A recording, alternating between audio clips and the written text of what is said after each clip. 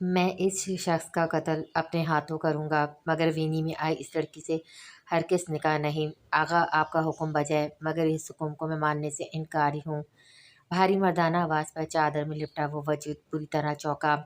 شاہ سالک شاہ، تم مجھے انکار کرو گے؟ اپنے آغا کو؟ میرا بیٹا مارا گیا ہے، زمان میرا لخت جگر، میرا خون، اور تم ان پر رحم کھا رہے ہو؟ 2 دن رو کر وہ پرسکون ہو جائیں گے، اور میں انہیں سکون میں نہیں دیکھنا چاہتا۔ اگر تم نے میرا حکم نہ مانا تو تمہارا چھوٹا بھائی ہے، وہ لائے گا اس ونی کو اس کی اصل منزل کی جانب۔ آغا جان کی باروب آواز پر وہ سرخ آنکھیں لیے تنے ہوئے اعصاب سے بامشکل خود کو کچھ کہنے سے باز رکھے ہوئے تھے۔ سیاہ شلوار سوٹ پر سفید شال کندھوں پر ڈالے، بڑی ہوئی داڑھی، سیاہ پرسرار آنکھیں، وہ دکھنے میں کسی ریاست کا شہزادہ تھا، یا واقعی میں وہ اپنی حویلی میں آن بان شان رکھنے والا شہزادہ ہی تو تھا، ایک مغرور شہزادہ، باغی اور نہایتی ہٹ دھرم۔ سید سالک شاہ نے اپنی بائیں جانب سائڈ نگاہ ڈالی، جہاں 15 سالہ اس کا بھائی کھڑا نہایت غصے میں دکھائی دے رہا تھا۔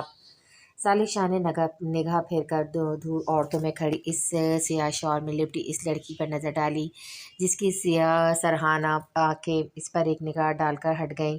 وہ بھی نگاہ پھیر کیا، پھر اگلے ہی لمحہ اعلان ہو گیا، وہ سالک شاہ کے نکاح میں دیکھ کر وینی کر دی گئی۔ سالک شاہ کا چہرہ ضبط و غصے سے لال بھکوکا ہو رہا تھا۔ آپ کو پچھتانا ہوگا آغا سالک شاہ، جیسے باغی انسان سے ٹکر لے لی آپ نے۔ یہ بوڑھے کندھے میرے جلال سہنے کی ہمت نہیں رکھتے۔ باغی سرگوشانہ آواز نے انہیں وارن کیا۔ وہ سانس روک کر سالک شاہ کو دیکھنے لگے۔ اس کے چہرے سے صاف واضح تھا، وہ جو کہہ رہا ہے واقعی وہ کرنے کا عزم کر چکا تھا۔ اب دیکھنا تھا اس بار وینی کی گئی لڑکی کی قسمت بدلنی تھی یا حویلی والوں کی۔ آج کے دن ہر مرد کے لیے میرے دل سے عزت نکل گئی۔ یا خدا، اس شخص کو دیکھ کر مجھے یقین ہو گیا، ہر مرد کی فطرت ایک جیسی ہے۔ یہ بہت ظالم نکلا، حق کا ساتھ نہ دے سکا۔ چادر میں چھپے اس وجود نے گہرا شکوہ دل ہی دل میں کیا، وہ بھی شاید ابھی سالک شاہ سے انجان تھی۔ گہرا جنگل اور گہری ہوتی شام میں کھلے آسمان کے نیچے سیاہ عبائے میں ملبوس وہ نوجوان لڑکی بغیر پیچھے دیکھی پھولی سانسیں تھکے ہوئے قدم لیے بغیر رکے سامنے کی جانب بھاگے جا رہی تھی۔ جنگل پورا خاموشیوں میں ڈھکا ہوا تھا۔ ایسے میں آسمان کی جانب جاتے ہوئے پورے کتنے سال پرانے درخت اس جنگل کو اور خوفناک بنا رہے تھے۔ سیاہ رنگ کے حجاب کے ساتھ سیاہی نقاب کیے وہ آنکھوں میں ہلکی سی نمی لیے بھاگتے بھاگتے تھک چکی تھی، مگر قدم تھے کہ رکنے سے انکاری، اگر رک جاتی تو نچوڑ لی جاتی۔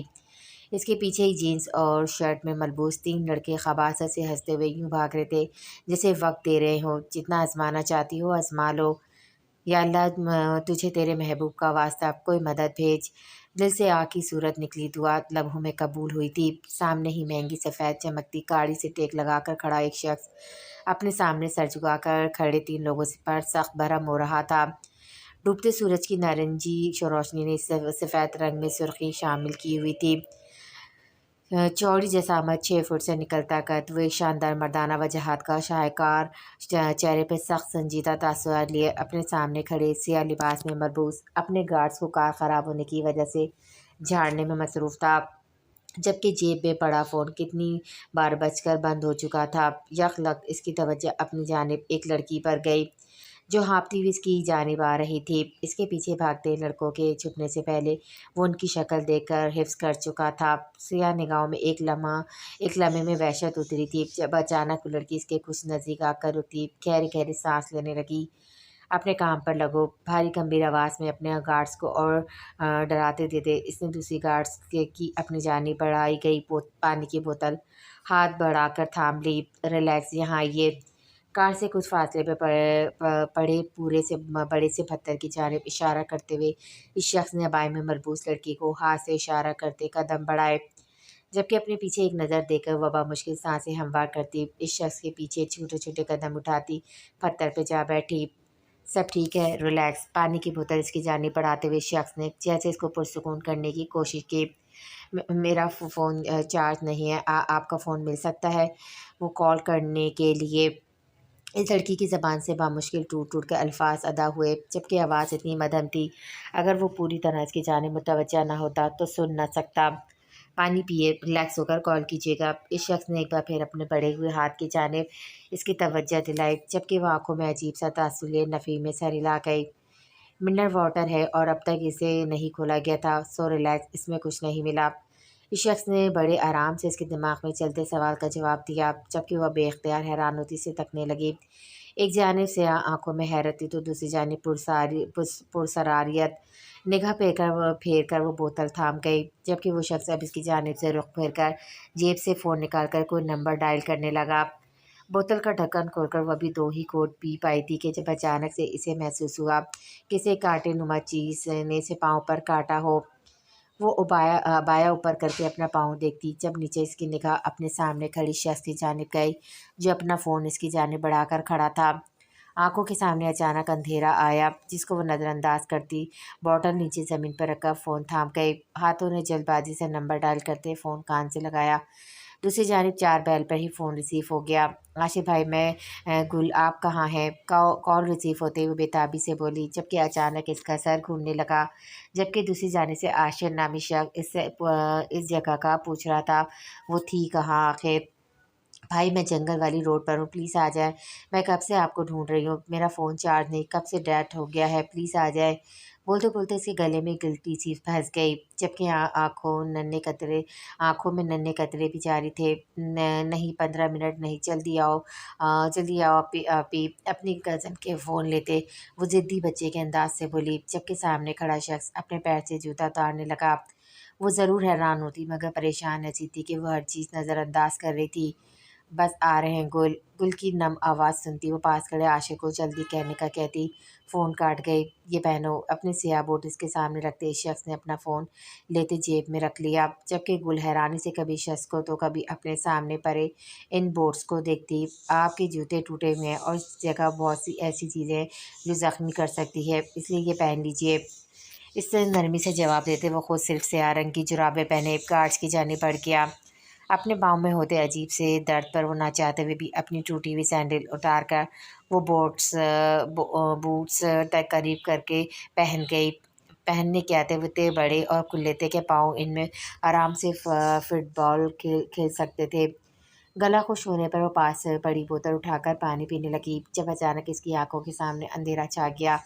بے اختیار اس کی نگاہ اپنے قریب آتے شخص پر گئی۔ یہاں سے اٹھ جائیں، اب یہاں کوئی بھی زہریلی چیز آ سکتی ہے۔ وہ شخص اس کے آگے بھی کچھ بول رہا تھا مگر وہ لڑک کر پھر پتھر سے زمین پر بوس ہوئی تھی۔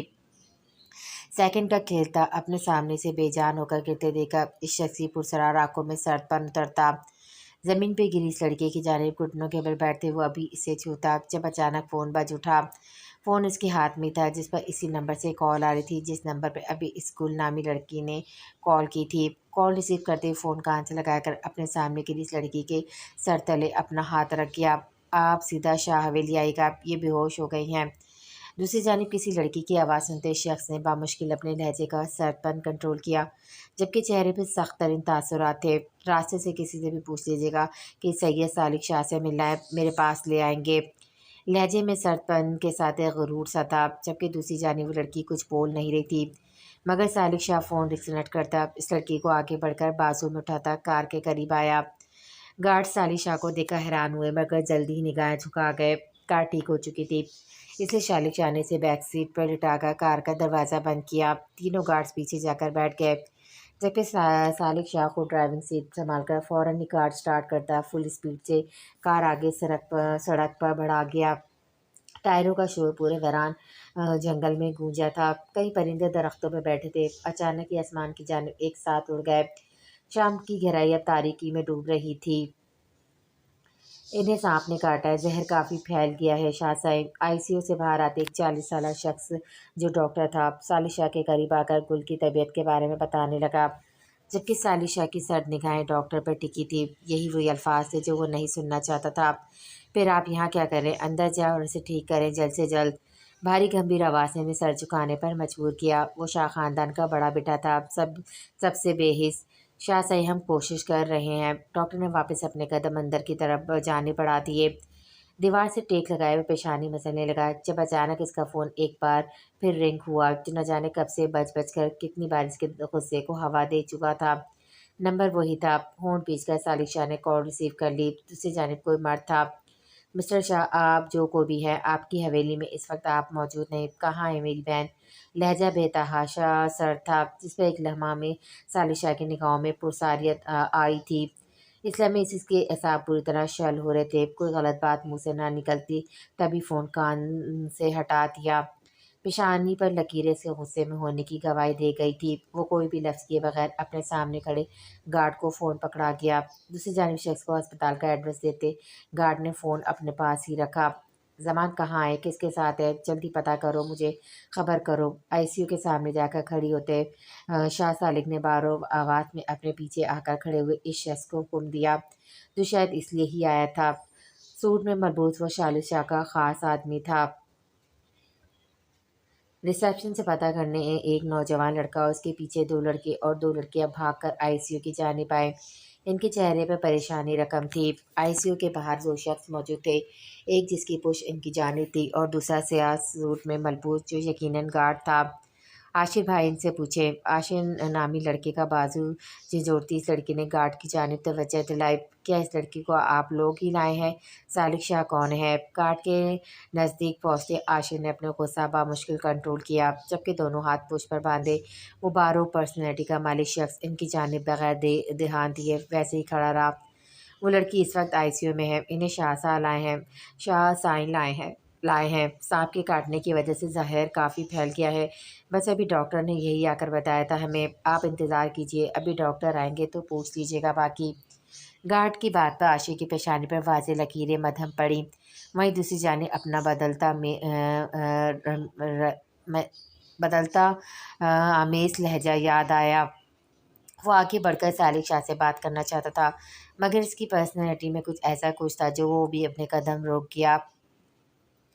انہیں آئے 20 منٹ گزرتے جب ڈاکٹر باہر آئے۔ ڈاکٹر، پیشنٹ کیسی ہے؟ عاشر اور باقی سب لپک کر ڈاکٹر کے قریب آئے۔ سب کے چہرے پہ پریشانی واضح تھی۔ زہر نکال دیا ہے، اب وہ بہتر ہے، کچھ دیر میں انشاءاللہ ہوش بھی آ جائے گا۔ نرمی سے جواب دے کر وہ آگے بڑھ گئے۔ تم لوگ یہیں رکو، گھر کسی کو کچھ مت بتانا فی الحال، اور ہاں، میں ذرا ڈاکٹر سے مل کر آیا کہ اسے ہوش آنے کے بعد لے جا سکتے ہیں، کیونکہ وہ لڑکی ہوش آنے کے بعد یقیناً ہسپتال میں نہیں رہے گی۔ اس کی ضد تم جانتے ہو۔ میں آیا۔ عاشر اپنے پاس کھڑے دونوں بھائیوں سے بات کرتا ڈاکٹر کے پیچھے چل دیا۔ یہ سب ان لڑکوں کی وجہ سے ہوا ہے، ورنہ وہ نہ ہمارا راستہ روکتے نہ گل باہر نکلتی۔ منع کیا تھا میں نے، باہر نہیں نکلو۔ وہ لڑکے شکل سے ہی گھٹیا لگ رہے تھے۔ تم ٹھیک ہو نا؟ اپنے سامنے کھڑے کزن کے سوجے ہوئے ہونٹ کو دیکھ کر استغفار کرتی وہ پاس ہی بیٹھ گئی۔ ہاں، ہم گن کافی زور سے ماری تھی اس جہر نے، ایک بار مل جائے وہ سالہ قتل کر دوں گا۔ وہ لڑکے اتنے بہادر نہیں لگ رہے تھے۔ اصل کمینہ وہ لڑکا ہے جس کی وجہ سے میں نے گل کو بھی گھبراتے دیکھا۔ گل کے لیے جگہ بالکل انجان ہے، جبکہ ہمیں کچھ تو معلوم ہے۔ ہم آتے جاتے رہتے ہیں ہم اپنی زمین پر، مگر ہم اس سائڈ کبھی نہیں آئے، اور وہ بیچاری نہ جانے کب تک بھاگتی رہی۔ نمرا کے پاس بیٹھتے ہوئے جیب سے رومال نکال کر ہونٹ پر رکھ گئی، جبکہ باقی وہ دو کزن بھی ان کے پاس ہی بیٹھ گئے۔ یہ تو پکا تھا وہ گھر فی الحال اس صورتحال کے بارے میں نہیں بتانے والے تھے۔ سر، آغا جان آپ کا پوچھ رہے ہیں، کتنی بار فون کر چکے ہیں، اس لڑکی کے گھر والے آ چکے ہیں۔ گارڈ آغا جان کے کتنی بار کالز آنے پر گھبراتا ہوا ثالث شاہ کے قریب آیا، جو اب تک اسی پوزیشن میں کھڑا تھا۔ آج آپ سب شاہ حویلی کے مہمان ہیں، اس لیے آپ ہمارے ساتھ ہی چلیے۔ پیشنٹ فی الحال کوئی بھی سفر نہیں کر سکتی، اور شاہ حویلی میں ان کا خاص خیال رکھا جائے گا۔ کب سے خاموش کھڑے سالک نے عاشر کے آتے اس کی جانب رخ موڑتے باروب آواز سے بولتے گارڈ کو اشارہ کیا، جبکہ وہ سر ہلا کر جیب سے فون نکالتا سائڈ پر ہو گیا۔ گاڑیاں بھیجو۔ دوسری جانب کال ریسیو ہوتے ہی گارڈ نے بس 2 لفظ ادا کر کے فون کاٹ دیا۔ آپ کا بہت شکریہ، آپ کا احسان ہے ہم پر، مگر ہم آپ کو اور پریشان نہیں کر سکتے۔ ہمارا گھر ہے یہاں، ہم وہاں رہ لیں گے۔ سالک کا شکریہ ادا کرتے عاشر نے نرمی سے اسے انکار کیا۔ اب ثالث شاہ کو انکار نہیں کر سکتے، گاڑیاں آتی ہوں گی ہسپتال میں، رات کو کوئی نہیں ہوتا، کوئی ایمرجنسی ہو تبھی ہوتے ہیں، اور دوسرا اگر احسان مان رہے ہیں تو میری بات مان لیجیے۔ ساحل کا انداز نارمل تھا، مگر اس کا لہجہ اتنا پاورفل تھا کہ اب کی بار عاشر انکار نہیں کر سکا۔ بس اپنے قریب کھڑے بھائی کی جانب دیکھا، اس کی ہاں میں سر ہلانے پر سالک کی بات مان گیا۔ کہاں تھے آج؟ بھاری سرد آواز میں اندھیرے میں ڈوبے کمرے میں گونجی۔ آس پاس اتنی خاموشی تھی کہ سامنے کرسی پر بندھے شخص کی سانسیں چلنے کی آوازیں بھی گونج رہی تھی۔ کون ہو تم؟ جہاں کہیں بھی ہو میں ہاں، تمہارا کیا مطلب؟ لہجے میں گھبراہٹ ہوتے ہوئے بھی وہ جواب دینے سے نہ کترایا۔ اب تک اپنے نام اعمال کو مکمل کر ہی چکے ہو، اور جب وہ مکمل ہو جائے تو بقیہ موت ہی تو رہ جاتی ہے۔ آواز میں عجب سی پرساریت تھی۔ کھڑکی سے آتی ہلکی سی روشنی میں کرسی پر بندے شخص کے ماتھے پر پسینے کی بوندیں چمکنے لگی، آنکھوں میں گھبراہٹ تھی۔ شام سے ہی تو وہ یہاں بند تھا، نہ جانے کون تھا، کہاں لایا تھا۔ اسے یاد تھا وہ اپنے کمرے میں سویا تھا، جب آنکھ کھلی تب سے یہیں اندھیرے میں پڑا تھا۔ کچھ دیر پہلے سے کسی کی آہٹ سے محسوس ہوئی، اور اب کوئی پرسرار سا وجود اس کے سامنے تھا جس کو وہ دیکھ نہ سکا، مگر ان الفاظ کی وحشت، اس آواز میں چھپی دہشت نے اسے خوفزدہ کیا تھا۔ کیا بکواس ہے، تم جانتے ہو کون ہوں میں؟ ہاں، میرے ایک اشارے پہ دفنا دیے جاؤ گے۔ شاہ سلمان کا بیٹا ہوں میں، آغا جان کو جانتے نہیں؟ تم درندگی کی مثال، صالح شاہ کا بھائی ہوں میں۔ تم نے مجھ پر ہاتھ ڈال کے صحیح نہیں کیا۔ تم ابھی وہ اپنے الفاظ مکمل کرتا جب اچانک وہ وجود کرسی کے ارد گرد ہاتھ رکھتے اس کے قریب جھکا۔ روشنی سیدھا شخص کی نگاہوں پہ جا کر رکی، سامان کے چہرے کو رومال سے ڈھانپنے، اور وہ وجود اس کے سامنے تھا۔ بس آنکھیں تھی اور ان میں وحشت تھی۔ اگر اسی درندے کو معلوم ہو جائے کہ کیسے جانور ہو تم، ہاں؟ جبرے سختی سے دبوچے اس شخص نے اگلے پر زمان کے پیٹ میں اتنی زور سے ٹانگ ماری کہ وہ کرسی سمیت پیچھے کو جا گرا۔ کیا مطلب، کون ہو تم؟ اس کے الفاظوں سے اپنے قریب خطرے کی گھنٹیاں بجتی محسوس ہوئی۔ تمہاری موت، تم جیتے جی نہیں جان سکو گے تمہیں کس نے مارا ہے، اور یہ سزا ہوگی، اور کیوں مارا ہے یہ ضرور جان کر مرو گے۔ زمین پہ گرے زمان کے قریب پنجوں کے بیٹھتے شخص نے زمان کا چہرہ اس قدر زور سے پکڑا کہ وہ کرا کر رہ گیا۔ تبھی اچانک اس کمرے میں روشنی ہوئی۔ اچانک ہوئی روشنی پر زمان کی آنکھیں اس روشنی سے چندیا سی گئی تھی۔ کچھ پل وہ آنکھیں بند کی اسی پوزیشن میں رہا۔ کچھ لمحے بعد بامشکل آنکھیں کھولتے اس نے سامنے دیوار سے ٹیک لگا کر کھڑے اس اونچے لمبے شخص کو دیکھا جو سیاہ جینس اور سیاہ ہوڈی میں ملبوس کسی اندھیرے کی طرح تھا۔ آنکھوں کی درندگی سے زمان کو خوف محسوس ہوا، جس کا صاف ثبوت اس کی تیز چلتی دھڑکن اور چہرے پہ آیا پسینہ تھا۔ دیکھو، میں نہیں جانتا کون ہو تم، چھوڑ دو مجھے۔ ہاتھ بندھے ہوئے ہونے کے باعث وہ ہاتھ نہ چھوڑ سکا۔ وہ بھی ایسی گڑگڑاتی ہوگی، نہ اپنی عزت اپنی جان کے لیے۔ وہ کیا ذکر کر رہا تھا، وہ 2 لمحہ لگے تھے زمان کو سمجھنے میں۔ دیکھو، تم مجھے غلط سمجھ رہے ہو، میں نے کچھ نہیں کیا۔ ہٹا کٹا مرد اس شخص کو دیکھتے ہوئے بلک کر رونے لگا، مگر اس کی نظریں اب تک ویسی ہی تھیں، اس پر ٹکی ہوئی، سرد بے تاثر۔ تم نے کچھ نہیں کیا؟ کیا واقعی؟ وہ آواز سے ایسا لگا وہ اس آواز کو بہت قریب سے پہچانتا تھا، مگر نہیں، اس نے شاید اپنی آواز رومال کے ذریعے بدلی تھی۔ ہاں، وہ ابھی بول ہی رہا تھا جب اس شخص نے غصے میں زوردار مکہ اس کے منہ پر رسید کیا۔ وہ وار اس قدر زبردست تھا کہ وہ کتنے ہی پل سنبھل نہ سکا۔ ہونٹ بری طرح پھٹ چکا تھا، جس سے خون رس کر زمین پر ٹپ ٹپ بہنے لگا۔ بے قصور ہو اور تو انسان کی کھال میں چھپا بھیڑیا ہے، تو جانتا نہیں، اگر تیرے ان آغا کو، تیرے بھائی صالح شاہ کو تیرا علم ہو گیا تو اپنے ہی ہاتھوں تیسرے سینے میں لاتعداد انگلیاں اتار دے گا، کیونکہ یہاں انصاف چلتا ہے۔ جو آج میں کروں گا تیرا انصاف، تو درندے کو مار کر ان بے قصور وجودوں کا انصاف۔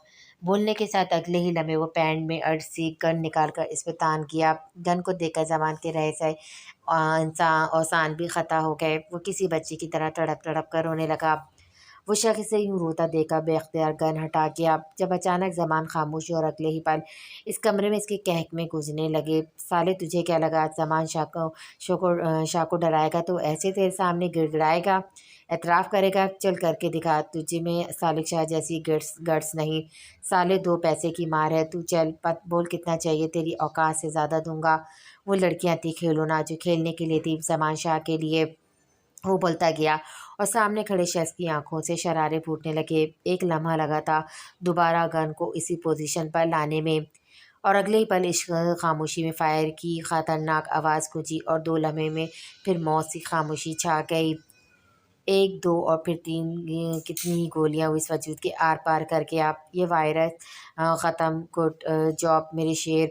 ایئر پیر سے گونجی آواز پر لڑکھڑا کر دیوار سے جا لگا۔ سامنے بے جان پڑے وجود کی آنکھیں کھلی ہوئی تھیں، اور وجود بالکل ساکت مردہ ہو چلا تھا۔ جانور کو کچھ بھی کیوں نہ سکھا دو میرے شیر، وہ رہتا جانور ہی ہے، اور جب لذت نفس کی ہو تو رکنا ناممکن۔ انسان جانور سے بھی بدتر بن جاتا ہے۔ وہ الفاظ تھے جیسے ٹھارس دے رہے تھے، مگر اس وجود کی نگاہیں سامنے ٹکی تھیں، بے تاثر بے جان نگاہیں۔ آغا جان غضب ہو گیا، آنکھوں پہ چشمہ لگائے کرسی پہ بیٹھے ہوئے کسی کتاب کے مطالعے میں مصروف تھا، جب اچانک دروازہ کھل کر ان کا چھوٹا بیٹا اندر داخل ہوا۔ دل تو بے چین کب سے تھا، مگر اسے دیکھ کر وہ فوراً اپنی جگہ سے اٹھ کھڑے ہوئے۔ کیا ہوا امان؟ کتاب بیڈ پہ رکھتے اس کے قریب آئے، جس کی آنکھیں آنسو بہا رہی تھیں۔ انہیں کسی انہونی کے احساس اندر سے جگڑ گیا۔ ان کے بیٹوں میں خاصیت تھی، وہ ڈرتے کسی سے بھی نہ تھے، چاہے یہ چھوٹا ہی کیوں نہ ہو، حد درجہ بہادر تھا وہ۔ آغا زمان بھائی، ان کا قتل ہو گیا آغا۔ الفاظ تھے یا خنجر جن سے بری طرح ان کے جسم میں گھپ کر وار کیا۔ بے اختیار لڑکھڑا کر دروازے سے جا لگے۔ دل میں اچانک ہی بری طرح ٹھیس اٹھی، جب اچانک ان کا دھیان پیچھے سے آئی آواز پر گیا۔ اگلے پل انہیں امان کی آواز سنائی دی، جو اماں سائیں کہتا ان کے قریب سے گزر کر بھاگا۔ پلٹ کر دیکھا تو وہ دل پہ ہاتھ رکھے زمین پہ ٹھاسی گئی تھی، اور اگلے کچھ لمحوں میں اس حویلی میں قیامت سی برپا ہو گئی۔ ہر کسی کی آنکھ نم تھی اور لب جیسے سلسلے گئے تھے۔ مرد سب بھرے ہوئے شیر کی من اس کے قاتل کی تلاش میں تھے۔ آغا وہ جن کو رات کو سالک سائے گھر لائے تھے، ان میں سے ایک بندے کا جھگڑا ہوا تھا، اس نے زمان بھائی کو مارنے کی دھمکی بھی دی تھی۔ یہ وہی تھا زمان کا بچپن کا دوست، اس کے ساتھ وہ تیسرا شخص بھی تھا۔ کل کو یاد کرتے سے اپنی بات عادی آغا تک پہنچائی۔ سبھی ان سے پوچھے تھے کہ کس پر شک تھا، بالآخر خود کو بچانے کے لیے وہ اس مظلوم کا نام لے گئے، جبکہ کل دیکھ چکے تھے وہ اتنا کوئی طاقتور نہیں تھا، نہ ہی اس کا بیک گراؤنڈ۔ امان بلا کر لاؤ ان سب کو یہاں۔ اگلے پل آغا جان کی دہشت بھری آواز گونجی، اور امان بھاگ کر حویلی میں مردان خانے کی جانب کیا، جہاں وہ تینوں لڑکے جانے کی تیاری میں تھے۔ آغا جان نے بلایا ہے، چلو۔ لہجہ بے حد بدتمیزی بھرا ہوا تھا۔ عاشر اپنے بھائیوں کو کچھ بھی کہنے سے باز رکھنے کو آنکھیں دکھاتا امان کے پیچھے بڑھ گیا، جبکہ وہ تینوں بھی غصہ ضبط کرتے ان کے پیچھے چل دیے۔ رات کہاں تھے تم؟ اپنے سامنے کھڑے اس نوجوان سے سوال کرتے آغا غم و غصے کی حالت میں سوال کرنے لگے۔ سر ہم وہیں تھے جہاں آپ نے رکھا تھا۔ کیوں؟ وہ اور بھی کچھ کہنے لگا تھا جب اچانک آغا جان کا خاص آدمی بولا، نہیں آغا، میں نے اسے رات کے وقت دیر سے کہیں سے آتے دیکھا تھا، پوری بات بتاؤ۔ شاید قدرت نے آج عجب ہی دہرائے پہ لا کر کھڑا کیا تھا سب کی ذات کو۔ جی میں سگریٹ پینے گیا تھا، آنکھیں چراتا ہوا اعتراف کر گیا۔ جھوٹ، سراسر جھوٹ۔ اسے نے ندائے آغا ہماری جگری یار کو، ہم اسے نہیں چھوڑیں گے، نہیں۔ زمان کا دوست لحاظ بھلائے عاشر پر چڑھ دوڑا، جبکہ عاشر کے بھائی سے روکنے کے لیے پیچھے کی جانب دھکیلنے لگے۔ کیا بکواس کر رہے ہو؟ ہم کیوں ماریں گے؟ اگر مارنا ہوتا کل ہی مار دیتے، جب ہمارے گھر کی عزت پہ ہاتھ ڈالا تھا تم سب نے۔ وہ ابھی ایک اور لفظ ہی بولتا جب آغا جان کے پڑنے والے زوردار تماچے نے اسے خاموش کروایا۔ وہ میرا خون تھا، میرا، اپنے آغا کا۔ تم نے میری جوان دیکھے ہیں کہاں ہیں، جس کے بیٹے نے کل تمہاری بہن کی جان بچائی، اسی کے دوسرے بھائی پر اس قدر گھٹیا الزام۔ ہر ثبوت تمہارے خلاف ہے، اب بچنے کو بچا کیا ہے، جھوٹ بول رہے ہو۔ گریبان سے پکڑ کر زمین پہ گراتے آغا نے ایک اشارہ کیا، اور باقی دونوں کو ان کے خاص آدمی نے پکڑ لیا۔ آغا کے لہجے میں نفرت تھی۔ وہ بے قصور تھا، وہ بار بار کہنے لگا، مگر وہاں کوئی ہوتا تو سنتا۔ آغا انہیں مار ڈالیں، انہیں حق نہیں زندہ رہنے کا۔ سامنے سے آتے بزرگوں کو دیکھ کر زمان کا دوست جان بوجھ کر چلایا تاکہ وہ سن سکیں۔ یہ کیا ہے آغا؟ چھوڑو اسے، تم قانون توڑنے لگے ہو، جو بنا ہی تمہارے خاندان کی جانب سے ہے۔ یہ انہی کا تو قانون تھا کہ قتل نہیں کیا جائے گا، اور وہ خود پہ قابو نہ رکھے اور در بدر اس پہ وار کیے گئے۔ عاشر ہونٹ سے خون صاف کرتا دکھاتے ہوئے جسم سے بامشکل کھڑا ہوا۔ زمان کے دوستوں نے گواہ کے طور پر کہیں جھوٹ بول کر عاشر اس کے بھائیوں کو ظالم ٹھہرا دیا۔ وہ ان سب سے تعلق نہیں رکھتے تھے، یہاں کوئی قانون کچھ بھی منسوخ نہیں تھا۔ فون ان سے چھین لیے گئے، نہ وہ فون پر کسی سے رابطہ کر سکتے، اور آغا جان ان کی اتنی ساخت تھی وہ کہیں بھی جا نہیں سکتے تھے۔ اور تمہیں خبر ہوئی تو گل اور اس کی کزن گھبرائے ہوئے سے کھڑے تھے، جب اچانک کچھ عورتیں انہیں بلانے آئیں۔ گل گھبرا کر نمرا کی جانب دیکھتی، گہرا سانس بھر کر ان کے پیچھے چلتی۔ چاروں ناچار نمرا کو بھی اس کے ہمراہ چلنا پڑا۔ وہاں سب کی نظریں پر نظریں سہنا کہاں ممکن تھا، اوپر سے ان کے طنز بھرے جملے۔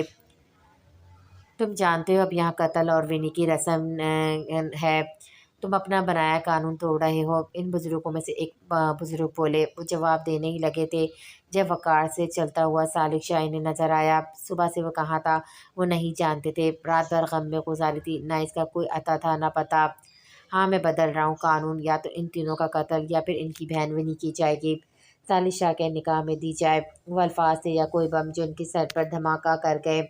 वो गाँव की कुछ औरतें थीं जिनके साथ निम्रा और गुल कुछ फासले पे आकर रुकी। इन्हें वहीं तक की इजाज़त थी। मैं इस शख्स का कत्ल अपने हाथों करूँगा, मगर विनी मैं इस लड़की से हरगिज़ निकाह नहीं। आगा आपका हुक्म बजाए, मगर इस हुक्म को मैं मानने से इनकारी हूँ। भारी मर्दाना आवाज़ पे चादर में लिपटा हुआ वजूद बुरी तरह चौंका। शाह सालिक शाह, तुम मुझे इनकार करोगे? अपने आगा को मेरा बेटा मारा गया है, ज़मान बेटा, मेरा खून, मेरा लख्त जिगर, और तुम इन पर रहम खा रहे हो। 2 दिन रो कर वो पुरसुकून हो जाएंगे और मैं इन्हें सुकून में नहीं देखना चाहता। अगर तुमने मेरा हुक्म ना माना तो तुम्हारा छोटा भाई है, वो लाएगा इस विनी को इसकी असल मंजिल की जानिब। आगा जान की बारूब आवाज़ पर वो सुर्ख आंखें लिए तने हुए हिसाब से मुश्किल खुद को कुछ कहने से बास रखे हुए थे।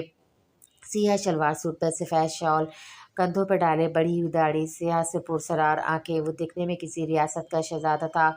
यह वाकई वो अपनी हवेली में आन बान शान रखने वाला शहजादा ही था। एक मगरूर शहजादा, बाकी नहायत हर दरम। सैयद शाह ने अपने बाईं जानिब साइड निगाह डाली, जहाँ 15 साल इसका भाई खड़ा नहायत ही गुस्से में दिखाई दे रहा था। सालिक शाह ने निगाह फेर कर दूर औरतों में खड़ी इस सियाह शॉल में लिपटी इस लड़की पर नज़र डाली, जिसकी सियाह सहाराना आंखें इस पर एक निगाह डालकर हट गईं। वो भी निगाह फेर किया। ये क्या मजाक है? मेरी बहन शादीशुदा है और नहीं मानता मैं इस कानून को। नहीं किया मैंने कत्ल। आशिफ बलाखिर अपनी चुप को तोड़ ही बैठा। तो क्या हुआ? जिसकी कल जान मेरे बेटे ने बचाई है वो होगी विनी अभी और इसी वक्त। अल्फाजों ने सालिशा की निगाहों में शरारे दोहरा दिए। सुर्ख आंखों से आशिफ तो कभी आगा को देखता वो मुठ्ठियाँ भींच गया। फिर अगले ही लम्हे ऐलान हो गया, वो सालिशा के निकाह में देकर विनी कर दी गई। आशिर का एतराफ़, निम्रा की सिसकियाँ, साले का गुस्सा, कुछ भी काम न आया। सालिक शाह का चेहरा ज़फ़ व गुस्से से लाल भुकुआ हो रहा था। आपको पछताना होगा आगा सालिक शाह, जैसे बागी इंसान से टक्कर ले लिया आपने। ये बूढ़े कंधे मेरे जलाल सहने की हिम्मत नहीं रखते। बागी सुरगोशन आवाज़ ने इन्हें वार्न किया। वो सांस रोककर सालिक शाह को देखने लगे।